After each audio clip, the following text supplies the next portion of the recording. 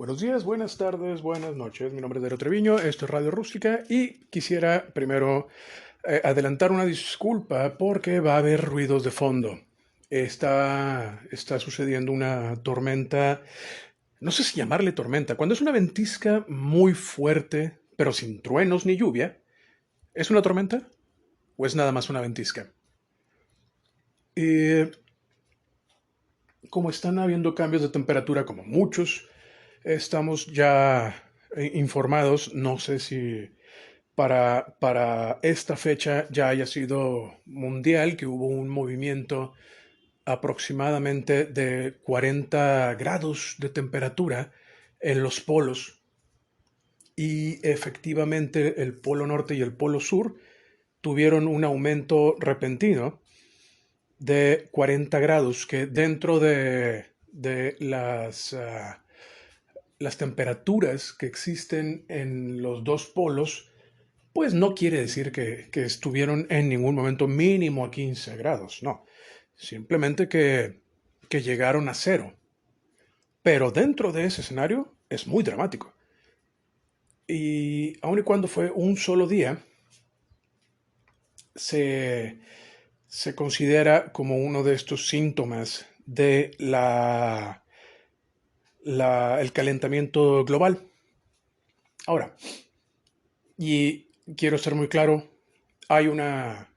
No soy un científico, no tengo ningún diplomado, solamente digo lo poco que yo sé del tema.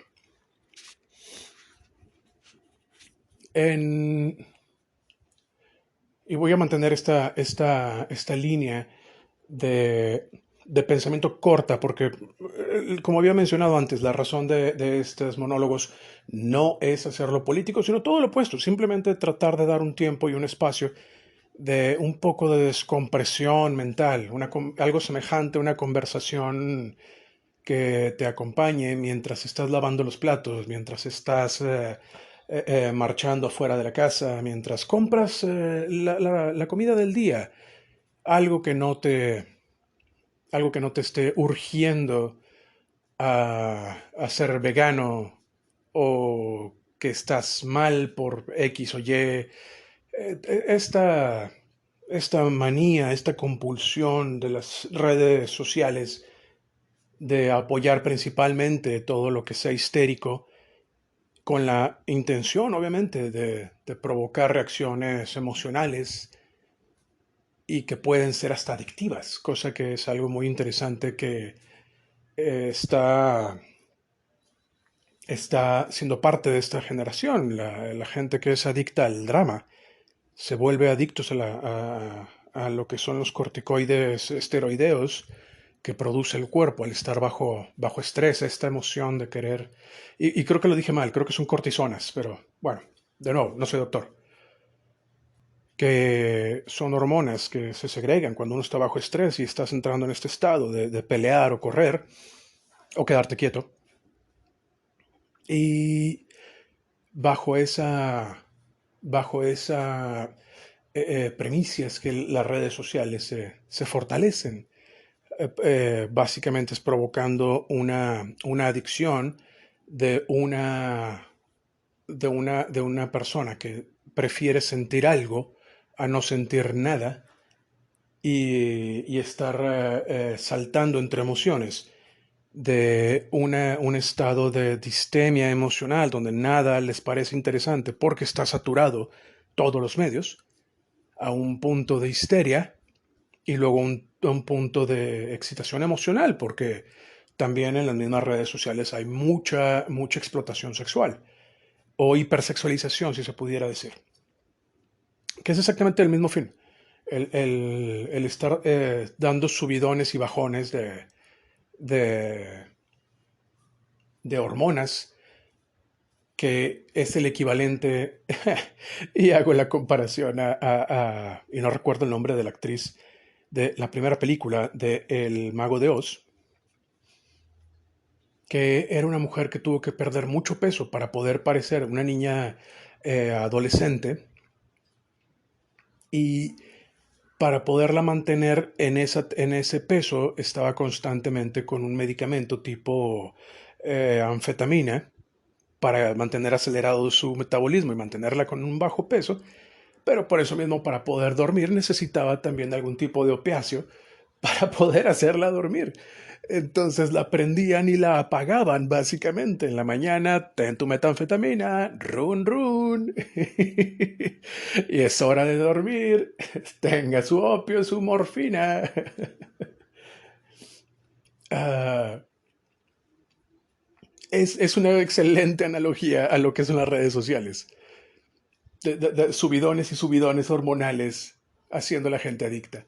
Pero bueno, ya para terminar la idea de lo de los polos, nada más para no dejarla en el aire, como la emoción que provoca es miedo, no se movió mucho.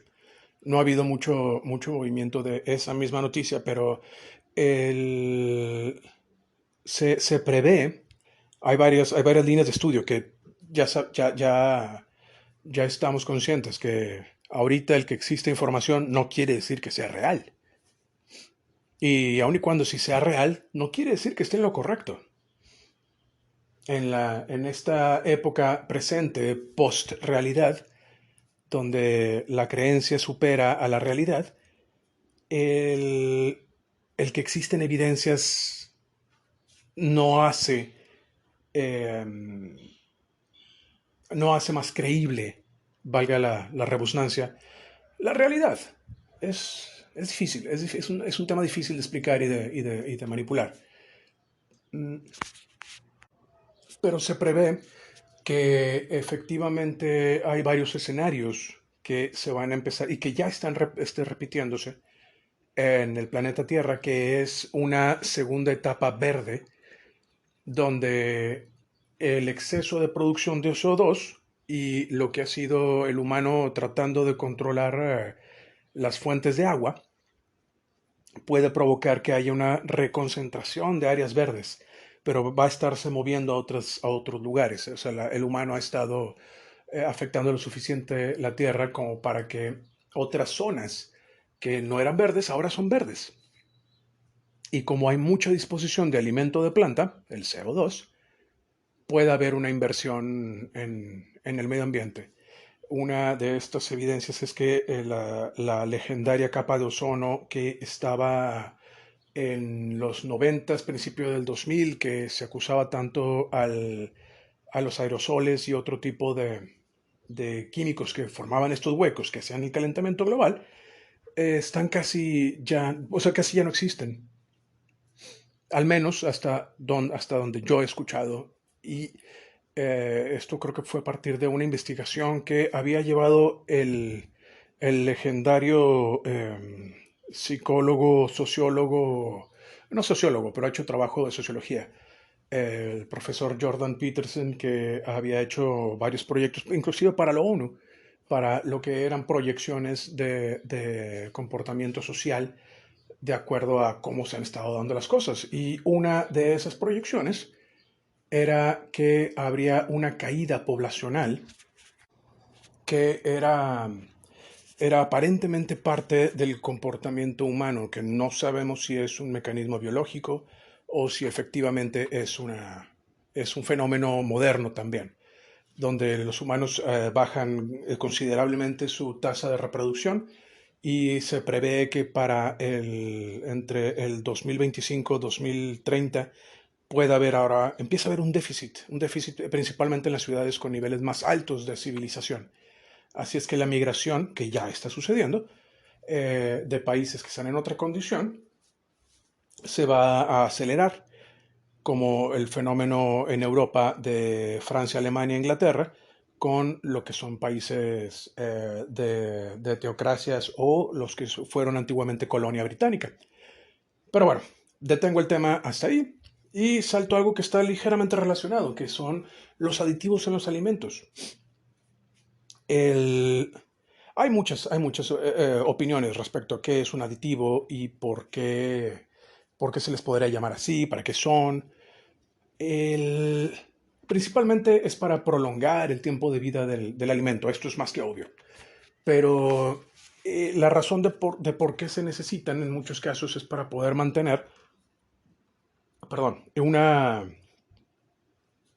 estabilidad química, desde reducir la velocidad de oxidación de algún producto, aumentar el sabor, por ejemplo la nieve, que esto es una de las cosas que me parecen más interesantes, que dado que la temperatura de la nieve obviamente tiene que ser baja, y la lengua no está diseñada para estar detectando sabores que están a esa temperatura, temperatura de congelación o abajo de la de congelación. Por eso es que tiene tanta cantidad de grasas y azúcares, para que no pase a estado solidificado.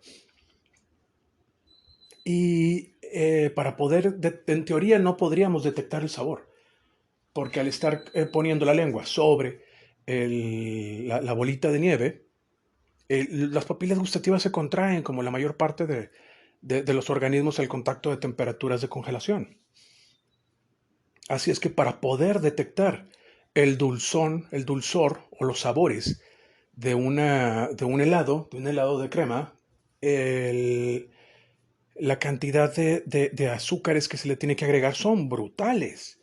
Y una de ellas es, por ejemplo, la dextrosa, que es un tipo de, de carbohidratos, a final de cuentas. No estoy seguro si es de la familia de la glucosa o de la fructosa, pero sigue siendo un endulzante calórico, no es un endulzante como decir un edulcorante artificial.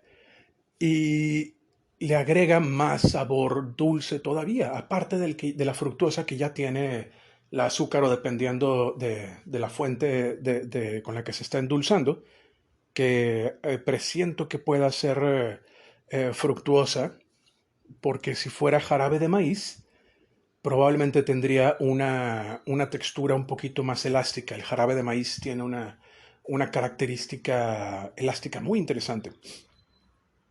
En fin, este es uno de los ejemplos para poder cumplir la expectativa del producto. El otra que me pareció muy interesante, y esto porque nunca lo había considerado como un conservador o un aditivo, lo que es el bicarbonato de sodio. La mayoría de nosotros estamos acostumbrados a, utilizarlo para cocina o hasta para limpieza, pero no como un químico, una sal, perdón, que es relativamente inocua para el ser humano, no tiene efectos negativos fuertes más que la retención de líquidos como la mayoría de las sales, y lo que ayuda es para ayudar a controlar el pH de lo que son los alimentos, para tener un control de lo que es el tiempo de oxidación, y también el que, dependiendo de los niveles de acidez, es también qué tipo de bacteria pudiera estarse promoviendo o que pudiera estar creciendo en el producto que está para conservarse.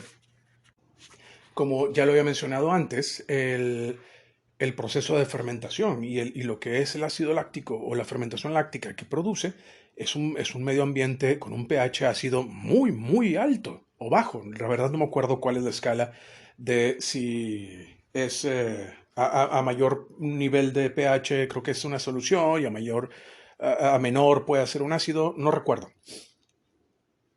Pero con el fin de la explicación, entre más ácido es el ambiente, es más difícil para una bacteria duplicarse o cumplir su ciclo de vida. La parte de problemática es que en ese tipo de escenarios, si existiera alguna bacteria que puede sobrevivir niveles de acidez muy altos, son bacterias que son muy tóxicas, como el caso del botulismo, de esta misma bacteria donde se saca el químico atrofiante del Botox, que es para inmovilizar temporalmente algunos músculos de la cara, o también para tratamientos dentales, que hace poco lo averigüé, que pueden bajar un poquito el movimiento de los músculos maxilares para los que tenemos bruxismo y estamos apretando la mordida constantemente. Y bueno, el benzoato de sodio, perdón, el bicarbonato de sodio tiene esa función. poder ayudar a regular lo que son los niveles de pH en el producto que se esté preparando, de acuerdo a las especificaciones únicas, y poder no tener una mezcla muy ácida sin que aumente algún tipo de valor tóxico para el humano. Ahora, ya que estamos hablando de lo que puedan ser, no valor tóxico, porque no es una, no, la toxicidad no estoy seguro si es un valor, um, esa característica tóxica de algunos conservadores son muy moderadas. Por eso es que después de tanto tiempo de su conocimiento terminan siendo utilizados como tal, como conservadores o como aditivos o colorantes. En la investigación mediana o moderada que hice para este guión, me doy cuenta que la mayoría de los colorantes vegetales tienen un potencial de toxicidad muy bajo, que es obvio, porque si no, no serían utilizados. Pero lo que me intrigó era qué es lo que hacen si se le pudiera considerar como tóxico. Y lo que hacen es que inhiben la absorción de nutrientes. Pero el nivel que hasta la fecha no comprendo cómo es que pudieron llegar a ese número, algún día lo voy a investigar, pero cómo pudieron identificar que el colorante rojo chinchilla tiene un nivel de bloqueamiento, si se puede decir, de nutrimentos para el cuerpo de un 0.5%. Es un número bajísimo, bajísimo. Creo que la gente que está acostumbrada a beber té verde por lo de los antioxidantes, que lo tomen diario y o 2 veces al día o 3 veces al día, conozco casos, tiene más nivel de atrofio de absorción. Algunas personas no estaban conscientes que el tomar, por ejemplo, té verde, y había otro más que estoy tratando de recordar, que creo que era el té matcha, pero el de polvo, el japonés, no el que es un polvo dulce para preparar bebida tipo matcha, cuando se consume muy seguido, porque los dos tienen valores antioxidantes altos, también lo que hacen es que bloquean la absorción de hierro. Así es que hay casos de gente, especialmente mujeres, que para mantener una rutina de belleza establecida y después de varios años de estar tomando religiosamente los antioxidantes, empiezan a tener anemia. La absorción de hierro baja significativamente para poder ser considerada como una anemia moderada, que para ser una consecuencia de tomar té, es bastante alto decir que puede llevarte a una anemia moderada. Es impresionante. Me refiero para lo trivial que es la causa de esa condición. Ahora voy a ponerle pausa porque quiero un trago de café. Ahora, algunos a lo mejor han estado viendo en las botellas de salsas o de catsup y los que nos llama la atención los ingredientes, de qué está hecho qué. Y había una que siempre me había llamado la atención, a lo mejor algunos de ustedes lo recuerdan, como la llamada goma arábiga, y, y me preguntaba qué es la goma arábiga, y entiendo, o por lo menos ahora que tengo un poco más de experiencia en lo que es la cocina, puedo comprender que sea un coagulante o que sea un espesante.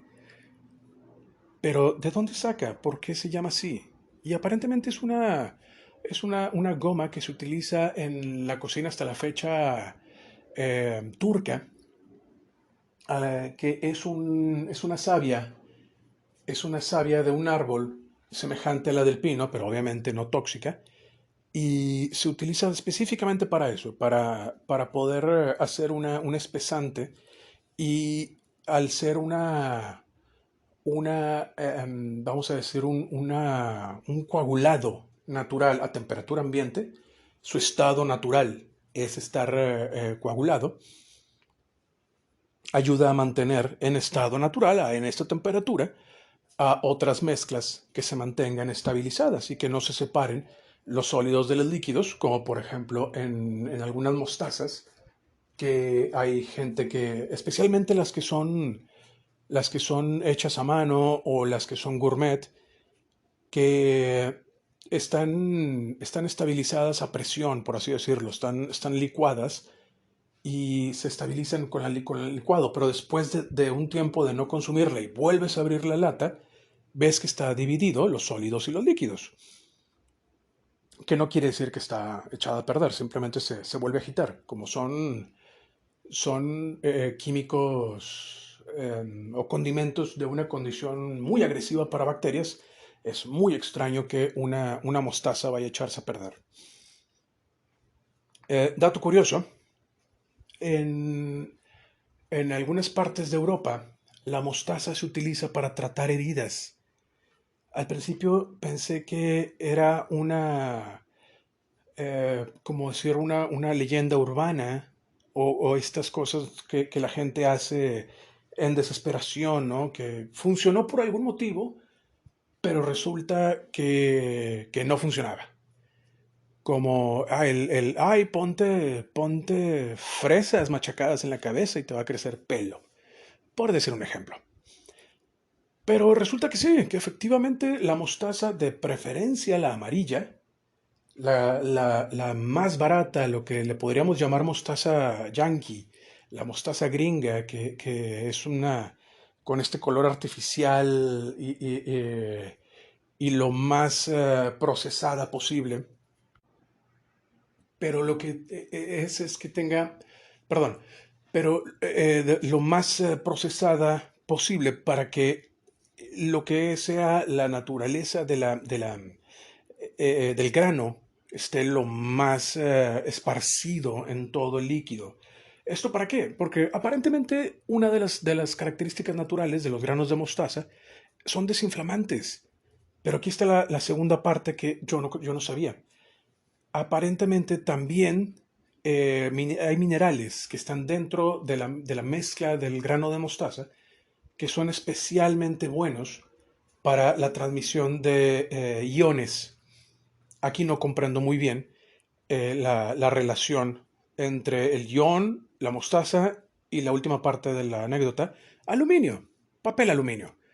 Entonces, el niño extiende la mano y pone la palma encima del sartén. Se quemó el dedo índice y en ese momento se le cubre todo el dedo índice de mostaza y se le pone un sombrerito de papel aluminio cubriendo toda la zona de la mostaza.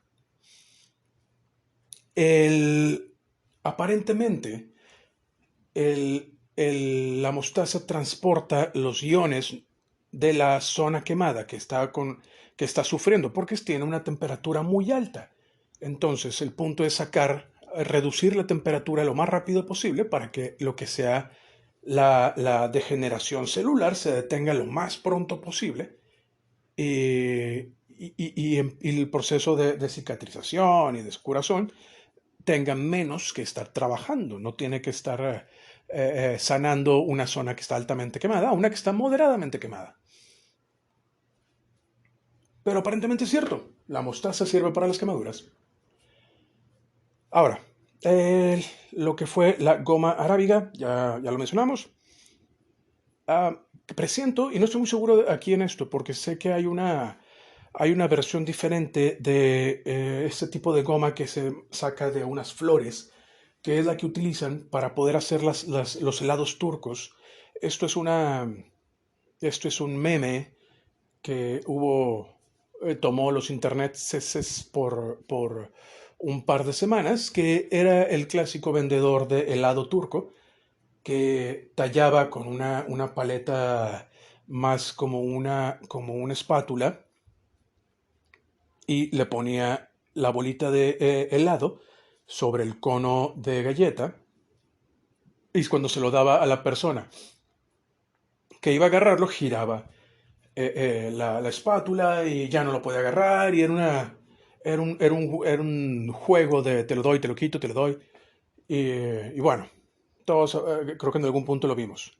El punto es de que la diferencia del helado turco al helado comercial común de leche de vaca es que la composición o la estructura se sostiene un poquito más firme porque está coagulada con un tipo de goma semejante a la arábiga. Sé que viene de una flor, pero no recuerdo de cuál.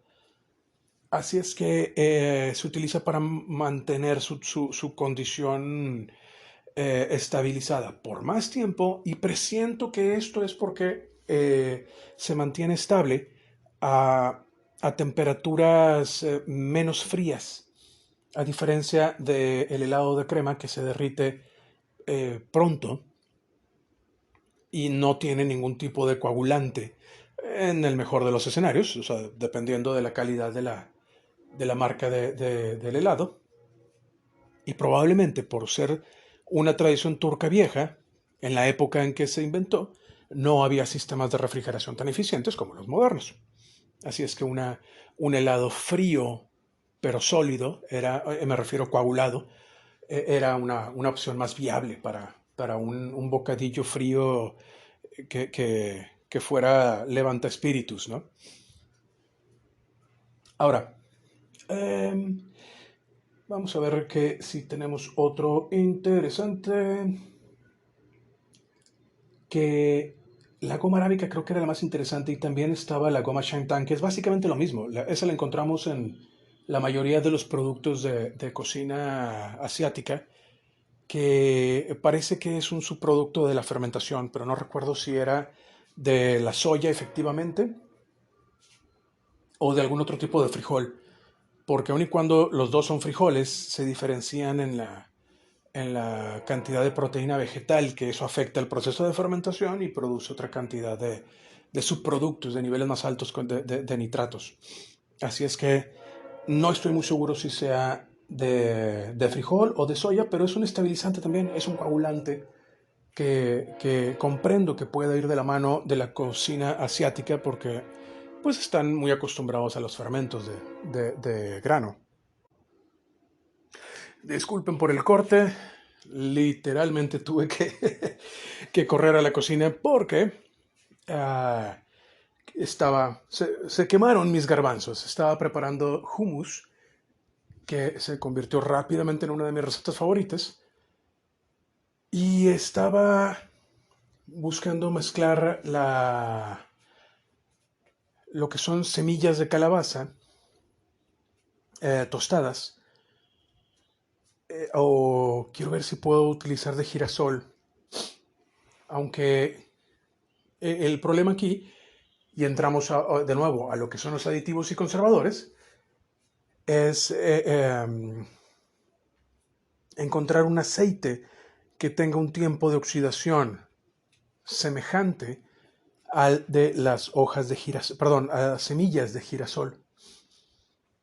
Porque hay semillas que son de precio muy bajo, que tienen valor nutricional y que pueden ser mezcladas con el hummus, que en sí ya es un bocadillo que tiene un nivel nutricional pues razonable, porque no tiene azúcar, las sales son reducidas, tiene una buena cantidad de proteína vegetal y si lo mezclamos con lo que son nueces o no nueces, semillas, podemos darle un valor adicional de minerales que sea un poco más alto en magnesio y, y en hierro. A todo esto, lo que estoy buscando hacer es un experimento de cómo tener una mezcla un poquito más estable, donde no se separen los aceites, y encontrar un aceite que sea con fines del ejemplo o con fines del mismo monólogo, que pueda ser simétrico a, al aceite.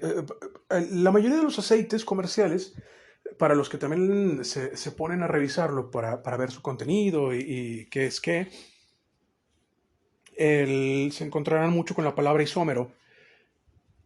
Y los isómeros son básicamente aceites también, pero son sintetizados que tienen una composición molecular idéntica a la de el aceite, por decir un ejemplo, de cártamo o de soya. Y la intención es reducir la velocidad de oxidación del aceite.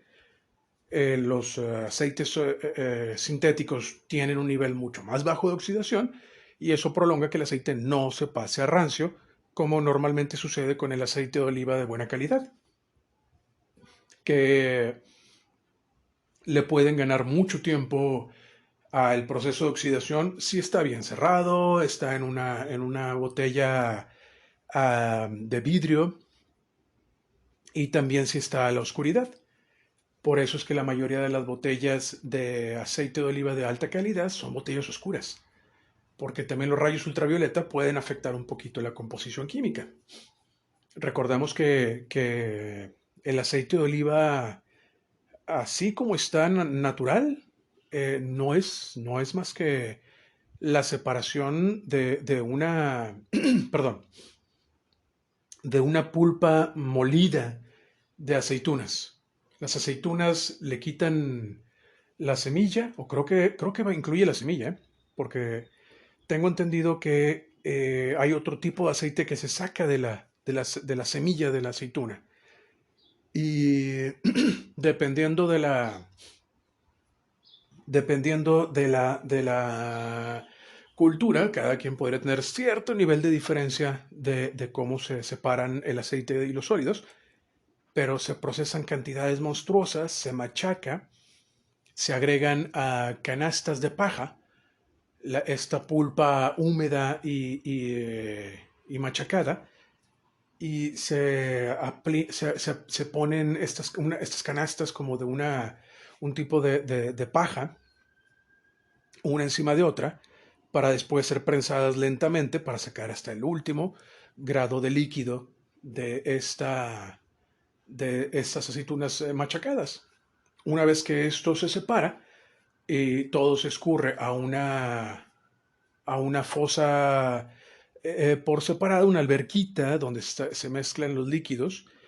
Al momento de que se descansan, se separan por obviamente química natural.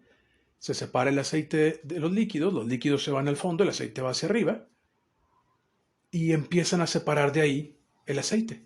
Eso es lo que le llaman la primera exprimida. Y es un aceite que no puede estar en una condición más natural que eso. A lo que voy es que al estar en una condición con cero estabilizadores, su proceso de oxidación empezó desde que lo sacaron de la aceituna.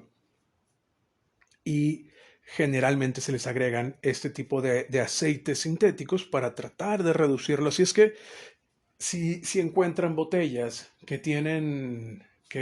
tengan algún tipo de aceite secundario, probablemente sea para eso, sea para estabilizarlo. Que si el sabor está aceptable y funciona para lo que lo quieren utilizar, tal vez no es ni siquiera necesario comprar algo de muy alta calidad para poder tener los beneficios que uno busca respecto al aceite de oliva. Ahora, el tema se prolongó porque le quité minutos el monólogo charlando del calentamiento global. Pero me gustaría prolongarme un par de minutos para compensación y tal vez pudiéramos agregar lo que son las leticinas de soya, que de nuevo, así como de la aceituna sale el aceite, la leticina es una grasa vegetal. Es una grasa vegetal que tiene valor dietético y la verdad es que tengo mis dudas. Me gustaría investigarla un poco más a fondo porque en algunos escenarios la utilizan como un complemento para lo que es fibra soluble, fibras que son buenas para el estómago, pero también se utiliza como un estabilizador de grasas. Así es que bien puede estarse utilizando para, para aceites y no me sorprendería para el llamado aceite vegetal tipo Velveta o tiene otro nombre, que es uno muy clásico estadounidense que se venden en vasijas enormes. Es es una tinita de manteca vegetal que para los que tienen el registro cinéfilo de las cocinas negras o afroamericanas o como se les llama ahora, pero con el fin del ejemplo, le vamos a decir cocina soul, donde vacían la tina de este vegetal hasta que se caliente, de este aceite vegetal, perdón, de esta manteca vegetal, para estar friando ahí las docenas de piezas de pollo frito. Y para los que tengan, compren el producto o lo que sea manteca vegetal para hacer tortillas o hacer frituras, fritangas, probablemente también tengan la leticina de soya como un estabilizante para que estando a temperatura ambiente no se separe las grasas y se escurra por todos lados, que como quiera escurra. Pero bueno, disculpen que el monólogo estuvo un poquito entrecortado porque tuve que correr hacia la cocina y todavía huele a quemado el cuarto, pero bueno, es lo que hay. Y bueno, les informo si es posible rescatar, que no sé si vale la pena rescatarlo, porque es una taza de garbanzo, no es una cantidad alta y no es un grano caro. Pero para el experimento realmente quiero hacer la prueba de utilizar mezclas de nueces y semillas para llevarlo a otro nivel y tener un bocadillo sabroso y de buen contenido nutricional. Pero bueno, por mi parte ha sido todo. Para quien sea que me escuchó en este terrible divague, le agradezco que me haya acompañado hasta el final. Quien esté suscrito, por favor, suscríbase. Quien no, no, esperen, es al revés. Quien no esté suscrito, por favor, suscríbanse. Y les recuerdo que probablemente dentro de poco pueda llevar esto a YouTube. Esto por motivos de que me gustaría poder centavear algunos episodios y lo que es Spotify, o por lo menos el proveedor del servicio Anchor, no tiene monetizado para México, así es que probablemente vaya a necesitar mover esto para YouTube, para tener oportunidades de monetizar estos monólogos, aun y cuando la intención es principalmente las conversaciones y hablar de cosas que a mí me parecen interesantes. Así es que si pude acompañar a alguien haciendo ejercicio, lavando los platos o camino del trabajo a la casa, espero haber sido una compañía moderadamente aceptable. Y si no, les recomiendo otro episodio. Probablemente haya sido más interesante en otros episodios. Por mi parte ha sido todo. Gracias por escuchar y que tengan un excelente día.